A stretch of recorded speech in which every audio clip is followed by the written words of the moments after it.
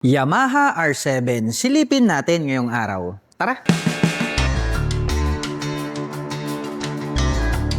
Yamaha R7, located po rito sa middle. Ito pong kanyang projector lights na high beam at low beam. At parang nagsisilbing kanyang mga mata. Ito pong winglet niya rito na kung saan ay pwedeng pasukan at paglaruan ng hangin. At located na rin po pala rito, ito pong kanyang mga split na daytime running light. Matulis din po ito pong kanyang mga edges at naka-aim shape design naman po pala ito.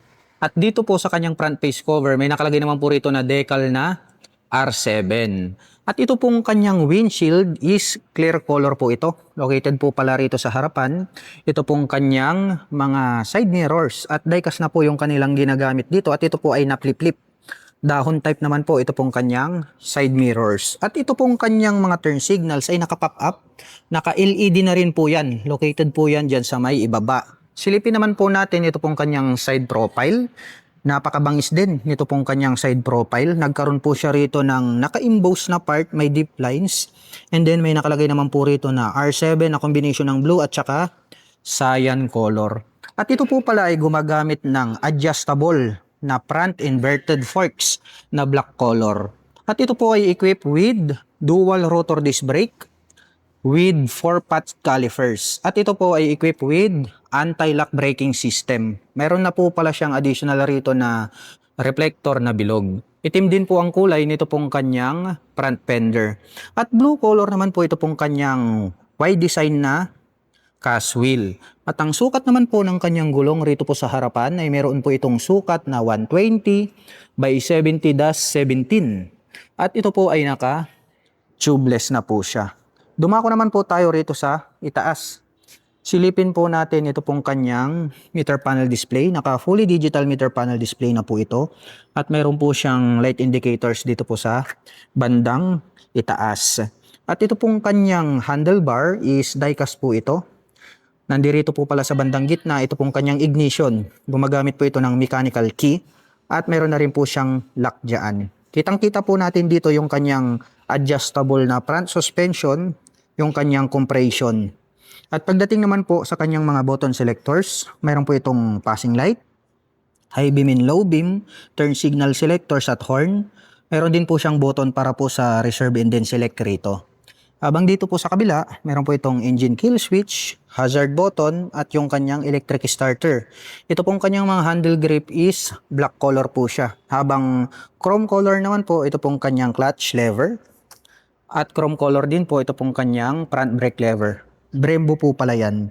At ito pong kanyang fuel tank ay napakalaki. No? Talagang bulky po yung mga fuel tank na mga sports racing bike. At dito po sa middle, ito pong kanyang fuel tip is combination ng black and then dark gray. May nakalagay po pala rito na Yamaha logo. Nagkaroon ng 4 na butas rito.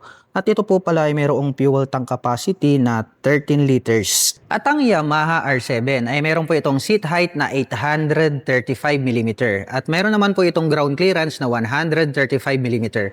Ngayon naman po ay susubukan nating sakyan para maipakita ko sa inyo kung gaano nga ba ito kataas.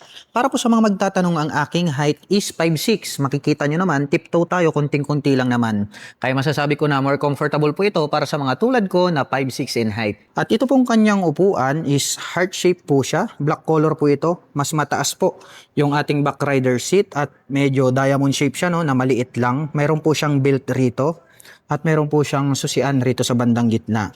At ito pong kanyang windlet, maporma din po, matulis yung kanyang pagkakadisenyo. At pagdating naman po rito sa kanyang side profile, nagkaroon po siya rito ng mga deep lines. And then may mga naka-emboss rito, black color din naman po siya. At ito po pala ay mayroong 6-speed manual transmission with assist in slipper clutch na po ito. At optional naman po yung kanyang quick shifter, which is additional accessories po siya.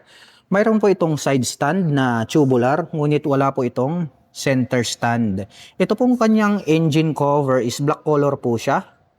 At ito pong kanyang pillion step para sa ating rider ay alloy po siya, not fadable. Nagkaroon din po siya rito ng die-cast na harang. Habang ito naman pong ating pillion step para sa ating back rider ay the same lang din po dito po sa ating rider pillion, no? Chrome color na alloy, not fadable. At black color naman po ito pong kanyang brace. At ito po ay gumagamit ng die-cast na swing arm. Black color po ito. Meron po siyang built-in na mudguard and then chain protector. At ito po ay gumagamit ng monoshock absorber na adjustable. Gray color naman po ito pong kanyang coil spring. Mapunta naman po tayo rito sa likuran. Silipin po natin ito pong kanyang taillight. Diamond shape po ito. Naka full LED na rin po yan. At LED na rin po ito pong kanyang mga turn signals.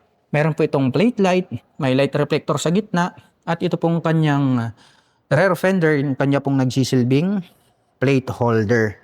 At pagdating naman po rito po sa kanyang rear braking system, ito po ay equipped with single rotor disc brake with single pot caliper na Nissin brand, black color po yan, with ABS. Ngunit wala po itong traction control.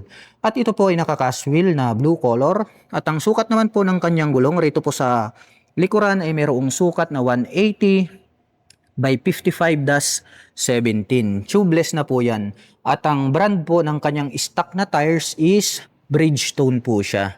At ito pong kanyang exhaust pipe is alloy po siya na gray color at mayroon naman po itong single exhaust. Diecast na rin po pala na gray color, ito pong kanyang foot brake.